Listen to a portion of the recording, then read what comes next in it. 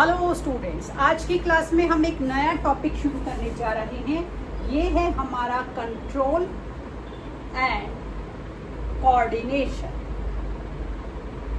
देखिए, simple control and coordination, ये topic हम बायो में कर रहे हैं। इसका क्या मतलब है कि जितने भी हमारी बॉडी का नर्वस सिस्टम है या जितने भी हमारी बॉडी के हार्मोन सिस्टम है, ये किस तरीके से मिलकर reaction to stimuli outside environment में जो भी चेंजेस हो रहे हैं, उन चेंजेस के अकॉर्डिंगली किसी भी ऑर्गेनिज्म का नर्वस सिस्टम या हार्मोनल सिस्टम दोनों मिलकर कर रहे हैं। तो कोऑर्डिनेशन मिलकर किस तरह से आउटसाइड स्टिमुली के लिए रिएक्शन दे रहे हैं, this is all about control and coordination. अब हमारे आसपास दो तरह के ऑर्गेनिजम्स होते हैं।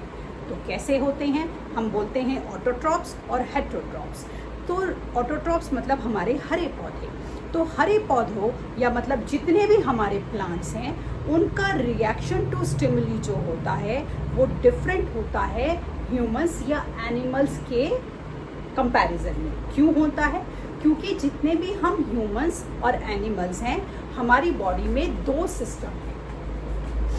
देखिए, ह्यूमंस और एनिमल्स, हमारी बॉडी में दो सिस्टम होते हैं, नर्वस सिस्टम और हार्मोन सिस्टम। ठीक है, जबकि जो प्लांट होते हैं उनके अंदर नर्वस सिस्टम नहीं होता है, उनके अंदर सिर्फ हार्मोन्स होते हैं। जो प्लांट के हार्मोन्स होते हैं, ध्यान से सुनिए, जो प्लांट के हार्मोन्स होते हैं उन्हें हम फाइटो हार्मोन्स बोलते हैं।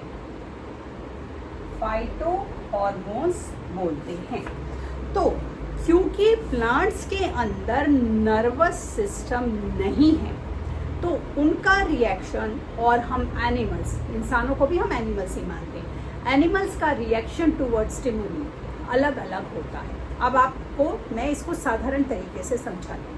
देखिए, आप अपने कमरे में या क्लासरूम में बैठे थे और अचानक से बाहर तेज धूप में चले गए। रिएक्शन टू स्टिमुली, धूप बहुत तेज थी, आपकी बॉडी ने तुरंत क्या रिएक्शन दिया? आपकी आंखें जो थी वो अपने आप कम छोटी हो गई, मतलब जिसे हम बोलते हैं ना, चुंधिया गई।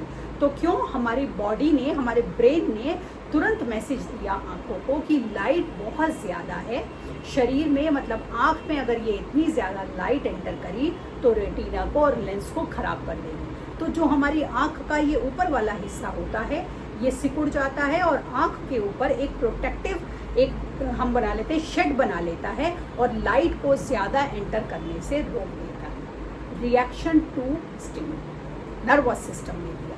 अब आपने जैसे ही अपनी आंखों को इस तरीके से छोटा किया, सबको दिख गया, विजिबल, और ये रिएक्शन एकदम इंस्टेंट हुआ। क्यों हुआ? क्योंकि हम एनिमल्स के अंदर नर्वस सिस्टम होता है और ये नर्वस सिस्टम तुरंत रिएक्ट करता है। नर्व्स टिप टू टो हमारे शरीर में फैली हुई है, हर एनिमल के अंदर, हर ह्यूमन के अंदर। ठीक, लेकिन प्लांट में ऐसा नहीं होता, क्योंकि प्लांट्स के अंदर नर्वस सिस्टम नहीं है। नर्वस सिस्टम नहीं है तो इसका ये मतलब नहीं है प्लांट रिएक्शन नहीं करेंगे। प्लांट भी रिएक्शन टुवर्ड स्टिमुली करते हैं, लेकिन उनका रिएक्शन हमारे रिएक्शन से अलग होता है। कैसे होता है?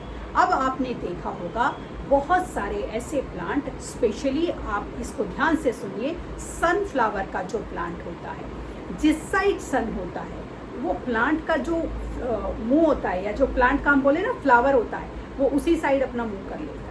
This is reaction to stimuli. अब आपको समझ आया? तो मतलब पौधों में भी रिएक्शन होता है। जैसे मान लीजिए, मैं सिर्फ आपको सपोज करने के लिए कह रही हूँ, सिंपल, कि आपको विजिबल पता लगे।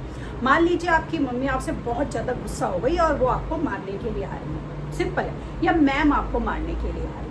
ऑल तो शायद आपको भी पता होता है कि वो मारेंगी नहीं, जस्ट गुस्सा है, आपको डराने के लिए करेंगे। तो आप क्या करते हो? अगर वो आपको लग रहा है आपको हिट करने आ रही है, तो आप अपने हाथ से अपने आप को प्रोटेक्ट करने का काम करते हो। आपके हाथ, मतलब आपके ब्रेन ने सिग्नल दिया कि अब पिटाई होने वाली है, तो आपके हाथों ने एक प्रोटेक्शन करने की कोशिश करी कि भाई मुंह पे नहीं लगे, चोट ना लगे, या जहाँ भी मार रही है मम्मी मैं बच जाऊँ, या मैं जहाँ मार रही हूँ। ऑल्दो मैम के सामने तो हिम्मत नहीं होती, पिट लेते हैं, मम्मी के सामने कभी कभी थोड़ा बहुत कर लेते हैं। ये क्या था, हाथ से रोका, रिएक्शन टू स्टिमुली। ठीक है, अब पौधे तो ऐसे रिएक्शन नहीं देते हैं, क्यों क्योंकि नहीं देते हैं, क्योंकि उनके अंदर हमारी तरह नर्वस सिस्टम नहीं होता, तो वो इंस्टेंट रिएक्शन नहीं देते, लेकिन वो भी रिएक्शन देते हैं। आई मेरी बात समझ? तो इस तरह से जो हमारी बॉडी है वो कंट्रोल एंड कोऑर्डिनेशन करके हमारी बॉडी के सारे हिस्से जो हैं वो रिस्पॉन्स देते हैं। अब क्या होता है, अब हम सबसे पहले ये प्लांट्स के अंदर पढ़ेंगे कि प्लांट्स के अंदर हमारा कंट्रोल एंड कोऑर्डिनेशन कैसे होता है। तो देखिए, जो हमारे प्लांट्स होते हैं वो दो तरीके से मेनली हम क्या करते हैं, काम करते हैं। सबसे पहले तो जो प्लांट के हार्मोन हैं उन्हें हम फाइटो हार्मोन बोलेंगे। दूसरा, प्लांट कई बार क्या करते हैं, रेस्टिंग मोड में चले जाते हैं, जिसे हम बोलते हैं डॉर्मेंसी। डॉर्मेंसी में पौधा अपनी सारी पत्तियों को झाड़ देता है और रेस्ट मोड में चले जाता है। पौधा पत्तियों को इसलिए झाड़ता है क्योंकि उसको लगता है कि पत्तियों से उसको फंगस अटैक या किसी और तरह का अटैक होने की ज़्यादा आशंका रहेगी, या उसको लगता है कि वो जल्दी डिसीज़ेस को कैच करेगा, या पौधों की जो पत्तियां हैं उसकी स्टोर्ड एनर्जी को बहुत जल्दी ख़त्म कर देंगे। तो पौधे को लगता है कि कुछ समय के लिए ये सही है कि वो पत्तियों को शेड कर दे, तो पत्तियां झड़ जाती हैं और पौधे का जो स्टेम है वो अपना रेस्टिंग मोड में चला जाता है, जैसा खासकर सर्दियों में या ऑटम सीजन में होता है। और पौधे को गमले में हम देखते हैं, हमें हर रोज़ पानी डालने की ज़रूरत नहीं होती क्योंकि वो रेस्टिंग मोड में है और पौधे में पत्तियां नहीं हैं। और कुछ महीने बाद जब वो हमारा ऑटम सीजन ख़त्म हो जाता है तो हम देखते हैं उस स्टेम में से नई पत्तियां आने लगती हैं। This is reaction to stimuli. जैसे ही पौधे को लगता है कि उसके आसपास का जो एनवायरनमेंट है, जो हवा है, जो वेदर है, वो उसके अकॉर्डिंग होने लगा है, तो आप ये सोचिए कि वो कितनी खूबसूरती से नई पत्तियां अपने स्टेम में से जनरेट करने लगता है, नए बडिंग होने लगती है। और उन पत्तियों का रंग अगर हम देखें तो वो हमें देखने से ही पता लग जाता है कि वो नई कोमल पत्तियां होती हैं। This is reaction to stimuli. तो इस तरीके से पौधे इतने स्ट्रॉन्ग तरीके से अपने आसपास के चारों तरफ के एनवायरनमेंट के अकॉर्डिंगली क्या देते हैं, रिएक्शन देते हैं। तो ये जो स्ट्रॉन्ग रिएक्शन पौधे हमारे देते हैं, जब पौधा रेस्टिंग मोड में चला गया, वो था पौधा जो था हमारा डोरमेंसी में चला गया, रेस्टिंग मोड में। और जब पौधे ने पत्तियां निकाली, नई पत्तियां आने लगी पौधे में कुछ महीनों बाद, तो that is breaking of dormancy. मतलब पौधे के हार्मोनल सिस्टम को लगा कि इस समय के चारों तरफ का एनवायरनमेंट पौधे के अकॉर्डिंग होने लगा है। तो अब अगर पौधे की पत्तियां डेवलप होंगी तो पौधा ज़्यादा बेहतर तरीके से सरवाइव कर पाएगा। और जब पौधे के हार्मोन्स को ये बात इंश्योर हो जाती है कि उसका सर्वाइवल अब बिल्कुल ही निश्चित है, अब उसको किसी तरीके के खतरे की हम बोलें अंदेशा नहीं है, किसी भी खतरे की उसको प्रॉब्लम नहीं है, तो वो क्या करता है, ब्रेकिंग ऑफ डोरमेंसी। पौधा डोरमेंसी से बाहर आने लगता है। इसको अगर आपको ज़्यादा समझना है तो आप इसको इस तरीके से समझिए कि कई बार आप बहुत ज़्यादा गहरी नींद में सो जाते हैं। बहुत ज़्यादा जब गहरी नींद में सो जाते हैं और आपको मम्मी सुबह उठा रही है स्कूल जाने के लिए, आप बहुत गहरी नींद में हो, तो कुछ सेकंड्स के लिए आप ना समझ नहीं पाते आप कहाँ हो। फिर कुछ सेकंड के अंदर आपकी मेमोरी रीगेन करती है, अच्छा स्कूल जाना है, छुट्टी नहीं है और फटाफट तैयार होना है। तो वो जो फ्यू सेकंड्स हमारा नर्वस सिस्टम लेता है वो रिस्पॉन्स लेने के लिए लेता है, रिस्पॉन्स टू स्टिमुली।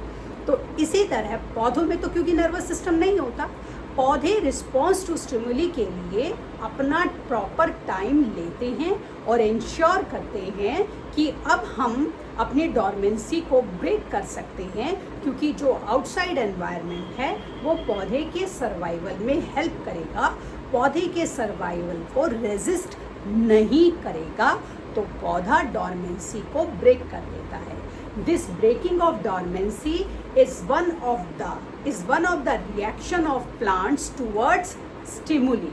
और ये कैसे हुआ, ये हुआ कंट्रोल एंड कोऑर्डिनेशन। किससे हुआ, बाय प्लांट के हार्मोन्स। जो प्लांट के हार्मोन्स थे उन्होंने इकट्ठे मिलकर कंट्रोल एंड कोऑर्डिनेशन से इस एक्टिविटी को किया।